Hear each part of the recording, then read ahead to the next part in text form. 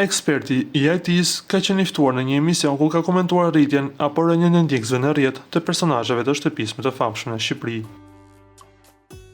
Teksa u pyet për profilin e Instagramit të Eglit Takos, ai u përgjigj në këtë mënyrë. Pas daljes së Eglit nga shtëpia më e famshme në Shqipëri, numri i ndjekësve të saj u rrit shumë, por situata ndryshoi totalisht me rikthimin e saj në shtëpinë më të famshme në Shqipëri, ku dukse fancat po e braktisnin. Kjo gjë nuk është se prehet me thik. Edhe mund t'i kem vlerë, por edhe mund të jetë një tjetër sulm për këtë gjë. Në datën 6 mars, Eglit janë shtuar 21.000 ndjekës dhe vetëm një ditë më pas janë shtuar 53.000 ndjekës. Që të jemi korrekt me Eglin dhe me ata që na ndjekin, këtë nuk do të thotë që e bën vetë Egli. A mund të jetë ndonjë fan që ja blen? Ishte pyetja që u drejtua ekspertit të IT-s. Mund të jetë ndonjë keqbërës që do t'i prish interreagimin e saj në rrjetet sociale.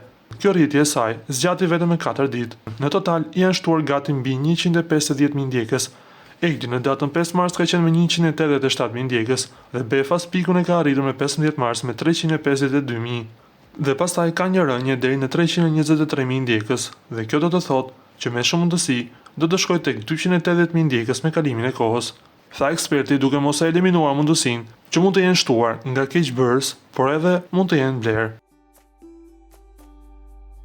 Ju lutem klikoni tek butoni subscribe për të marrë të rejat më të fundit nga showbizi shqiptar.